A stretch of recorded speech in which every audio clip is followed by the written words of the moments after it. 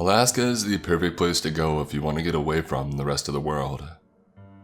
As America's least densely populated state, you have plenty of breathing room for any kind of authority or prying eyes that may want to know what you're up to. For this reason, my home state is very attractive to all sorts of weird and unsavory groups. I've stumbled across Scientology centers at the end of a dirtback road, with nothing else for miles around. Heard stories from doomsday preppers who claim to have bunkers made out of shipping containers in the sides of mountains, and met people who have come out of religious cults in the interior that wanted to keep their followers away from any contact with the outside world. All of this and more you can find in Alaska. I was born and raised in Anchorage, the only big city in the state. Growing up, we had about 250,000 people in a city. It takes about 30 minutes tops to drive across, so that gives you an idea for what we up north consider a big city. The only other real city in the state is Fairbanks. These two cities are connected by 360 miles of a 2-lane highway. It's a 7-hour drive one way to get between them, through one of the most beautiful landscapes on the planet. Mountains rise up on either side of you between Anchorage and Denali National Park. Before you drive through these colossal canyons, carved out of rock over tens of thousands of years by melting glaciers and rivers. Past Denali is another 3 hours of driving through a vast, flat interior plain with mountains in the distance. I say all of this to help you understand just how desolate it feels in Alaska, even on the highway. After you get out of Anchorage or Fairbanks, there is nothing but wilderness as far as the eye can see, save for the occasional small town with a max population of about 1,000 people on a good day. 10 years back, it was even less. Alaskan girls are built tough. We change tires, hunt, fish, camp, and generally have a great appreciation for the great outdoors that women in the lower 48 don't really have if they're near a city. The joke is that Anchorage is the biggest rural city in the country. All this brings context to the following story.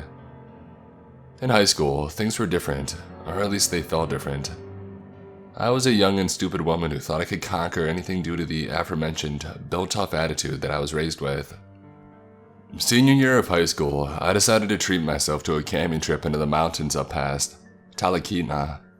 Nothing fancy, just an overnight or two in the most beautiful state at the most beautiful time of the year, mid-June. Going up north in peak summer here has a weird feeling to it. The sun never really sets. If you've ever seen the movie Midsummer, that's what it's like. It gets to about dusk and that's it. It's still bright and sunny out the whole night through. Shout out to the readers in the far north of Scandinavia and Greenland. The false sense of security I had thinking that the midnight sunlight would mean safety probably nearly got me killed, or worse. My second mistake was not telling anyone where I was going. I just packed up for my trip, stopped at Subway for a lunch, and headed out to the great beyond. The drive was fine. A solid 2.5 hours of driving north along the highway took up most of the afternoon as I jammed out to the greatest hits from the radio on Cool 97.3. After you get through the Matsu Valley, you get into the mountains again. Tall spruce and evergreen trees line the road on both sides, with the occasional empty space where there had been some clear-cut logging. All of this gives you a sense that while you're out in the wilderness, you are still connected to civilization in some way. This leads me to my biggest mistake, not staying at a state park campground. I was in high school with only a part-time job and I didn't want to pay the $15 overnight camp fee, and was way too scared to risk the fine, so I found a spot that looked good and I pulled off the road. The map that I got from my dad said there was an old mining site up near a mountain, so I decided that would be the best spot to head to for an overnight. My logic must have been that it was badass to spend a night in a mining ghost town or something. I pulled off the road, packed up my backpack, put on some bug spray, grabbed my map and compass, and started off into the woods. Now, this hadn't been the first time that I had done this. I'd been on wilderness backpacking trips on my own, with my dad through my childhood. I knew my orientation skills and had taken some wilderness survival courses at camp. I wasn't just some dumb blonde wandering off into the woods with no idea of where I was. Or so I thought. A solid 45-minute hike up into the hills and I finally made it to where the old mining camp was supposed to be. There was nothing there. Just an old concrete foundation with some holes in it and nothing else. I was very disappointed but unsurprised at the outcome. I set up camp off in the woods and I set to building a fire for dinner on the concrete slab. Here in Alaska, you're supposed to set up cooking a ways off from your camp, just in case bears are nosy. The last thing you want is a 1,300-pound grizzly bear poking his nose in your tent, wondering why you smell like Campbell's soup and s'mores. By this time, it was getting late, about 10 p.m. but the sun was still high in the sky, and by the time dinner was over, it was nearly 11. I was starving and I dug in. About an hour later, it was about as dark as it was going to get, so I hunkered down in my tent for the night, confident that the overgrowth was private enough for whatever animals might come out around then. I woke to voices in the distance, and slow-moving crashes through the underbrush. My first thought was hunters. My dad and I had run into a few on some campouts, so it wasn't too uncommon. I relaxed and figured they would just pass through without incident, and I closed my eyes again. That's when they found my fire pit. A man's voice cried out into the brightish forest. "Who the heck is camping on our property?" I froze. I knew I had messed up and I was getting up, grabbing my purse and putting on my shoes so I could go do apologies before I heard the man again. "When we find you, you're dead. You're on private militia property and trespassers get shot." And that's when the whole situation changed. I didn't know what to do. I couldn't just pack up my tent with some armed guy lurking around. I carefully put my shoes on, put my keys in my purse and slunk away into the underbrush as quietly as I could. My thought was to slip away, wait until they got bored and left, and then go back, pack up, and leave. I spent 20 minutes hunkered behind a log in the woods, barely in earshot before I heard a second voice calling for the others. They had found my tent and they were tearing it apart, going through my stuff. I heard one shout out, "The bed's still warm, and the trespasser's a chick. She left her underwear." The first man shouted out, "Okay, fan out and find her. She thinks she can trespass, then there's gonna be hell to pay." At that point, I wasn't concerned that I left my spare change of underwear in my bag, or that these creeps had found out. I needed to get out of there. Quietly, I made my way down the mountain for a good 30 minutes, tiptoeing and taking care not to step on twigs or make a ruckus. After the rustling and shouting of the men had faded quite a bit, I said forget it and booked it as fast as I could into the midnight sun down the hills. I tripped and fell and got scraped up more times than I would care to remember. Finally, I made it back to the road, but much to my horror, there was no car. I knew that I had come up or down the road from where I had been. I couldn't quite remember where I was at the time, but picked a direction and started walking. I rounded a corner on the road and saw my car, and the two men standing beside it. They were armed and dressed in surplus military gear. I hid in the brush on the side of the road and watched. A while later, several more men appeared from the trail that I had taken. They dumped all of my stuff next to my car, hopped back on their ATVs, and drove off. I went up to my car, careful not to be seen, and found a note on the dashboard. It read something like, "If we ever catch you on our property again, we won't hesitate to use force. Consider this a warning." I went back to start loading my stuff into my car and noticed what they had done. They had cut up or destroyed all of my gear, probably as punishment for trespassing. Honestly, I'm thankful they did that because I'm grateful I didn't get shot. Ever since then, I have taken great care to camp out only in designated camping areas. To the weird Alaskan militia group, I know you weren't actually going to kill me, but nevertheless, let's not meet.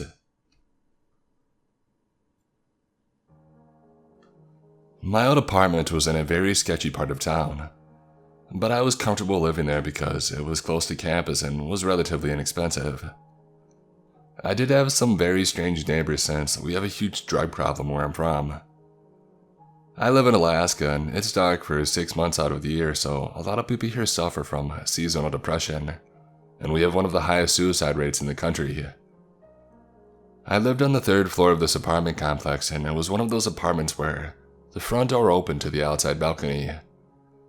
There was this couple that lived above me. They were always fighting, but one night it was different. I could hear them throwing furniture around and yelling so loud that it sounded like they were physically fighting. I called the police because I wanted to make sure that everyone was okay. The police arrived and knocked on the door to ask them if everything was alright, and to tell them that the downstairs neighbors called to see if they were okay. I know this because I had my window open to listen, and I was upset that the officer would tell them who had called. The couple said, "Oh, yeah, everything's fine," and the police just left without doing anything. Fast forward a couple of hours and the yelling had mostly subsided. I'm working on an essay and I get a knock on the door. It was the police. The upstairs neighbors had called the police on me saying that I was being super loud and disturbing their sleep. I was working on an essay with headphones in and not making a sound. The police were mad and one of them was practically yelling at me saying, "Is this some kind of joke you guys are playing on each other? You call the cops on each other for fun." I told him no and that I was generally concerned for their well-being, and that they must have been mad that I had called the cops on them. I could hear the upstairs neighbors laughing, standing on their balcony and watching. The police told me to only call 911 for emergencies, and basically implied that I was lying. I couldn't sleep that night because I thought the neighbors had it out for me. The next morning, I heard sobbing and yelling coming from the balcony. I ran to put shoes and pants on to see what was going on. I ran out the door and looked up and saw my upstairs neighbor's legs dangling off the balcony. She was sitting on the rail of the balcony with her feet dangling off the side. 2 guys were holding her back. I grabbed my phone and called 911 a second time, telling them that my neighbor was trying to hurt herself. I stood underneath her where she could have landed, hoping she wouldn't try to jump if she had landed on another person, while the police told me to stay on the line. I was trying to talk her into not jumping. She kept saying that she wanted to go so she could be with her uncle who had passed away. I kept telling her that her uncle wouldn't want her to go that way. The 2 guys that were holding her back were not very helpful, so I basically told them to stop talking. One was her boyfriend who she was fighting with, and the other were her boyfriend's brother. They were acting like it was funny to them, and that she acts like this all the time. The police finally arrived after about 30 minutes. Luckily, I was able to talk her into not jumping. They handcuffed her and put her in the back of the police car and said that they would be taking her to get mentally evaluated. After the police left, her boyfriend told me to leave them alone and not stick my nose where it doesn't belong. I called the apartment leasing office to tell them what had happened, and they jokingly called me the community police. They had no idea what was going on, and to thank me, they gave me a $20 Wendy's gift card. I moved out of that apartment shortly after, and I've never heard from the couple again, but I hope that they find the help that they need. This was roughly a decade and some change ago. I was in 6th grade and was home alone because of Christmas break. I lived in one of the bigger towns of Alaska and lived in a middle-class neighborhood. Houses spaced pretty far with very long driveways down each. But the next-door neighbors knew us well enough to know if something didn't look right. It was about 4 p.m., I believe, and my mom was off work early but stopped to get groceries. Kind of a gift itself to not go shopping. I hadn't grown out of my back problems yet, and couldn't stand walking around for over an hour. Anyways, I'm in my room watching a movie with Jackie Chan, Around the World in 80 Days, when I hear knocking on the door. I didn't answer, thinking whoever it was would just be asking for my mom or dad about solar panels or something. But then I hear it slowly getting louder and louder, and around the 3rd time it got louder, I started to get scared. I was always told to call the cops if people would act as suspicious as them and to call the cops right away. But I guess I was just too terrified at the moment. being in pajamas and enjoying my favorite movie at the time. So not knowing what to do while two guys are literally banging on the door, I call my mom. I tell her what's going on and she probably says it's just somebody trying to sell us something. I told her how it kept getting louder and I thought that they might break the door. It was a pretty thick door, but it had stained glass right about at chest height. She says to just calm down until she starts to hear it through the phone. This only took place within about a minute, but every 10 seconds or so, it would grow louder, and she started to freak out. She told me to stay right in my room with the door locked, and not to make a sound while she'd call the cops. So we hang up, and while I wait for my dad to answer my call, I'm looking around for anything in my room. I grabbed a t-ball bat and sat on my bed freaking out. I didn't have a window facing the front of the house, just the side. Finally my dad answers and I tell him what's going on, and that Mom was calling the cops right now. He wasn't legally allowed to be on the property, but he's very protective. My parents are divorced. He lived very close to the police station at the time, and he raced over to me. While I'm waiting for the police or my mom, I decided to peek my head out. The way the house was set up, I could stalk out of my bedroom door and see the backyard, and without walking more than 2 steps, able to peek around the corner and see through the living room bay window. I saw that they had reversed their car right up almost to our garage door, and I could partially see through the door 2 men pounding away at it. I stayed there and saw the first guy send the other around back, and saw his face as he went to walk around the house. I hid before he could see me and I waited. I realized after what they were doing, the one around back tried to open our glass sliding doors on the balcony. Thankfully, not only was it locked, but also a piece of wood was in the rubber so that if they overpowered the lock, it wouldn't open more than an inch. He started to try to break it as well, and then my mom called me back, crying and wanting to know if I was okay. She had pulled over at the store's gas station and said that the police would be there ASAP, and she was on her way home too right now. After about a minute of them both trying through the front and back, they regrouped back near front door and I was really tired of them making me feel scared. So I walked out of my room to the front door, yelling at them in a tank top and shorts holding a bat. They didn't hear me until I was right at the door and I spooked them. They ran to the car to drive away, and only when they got in the car did I open the door to keep yelling at them.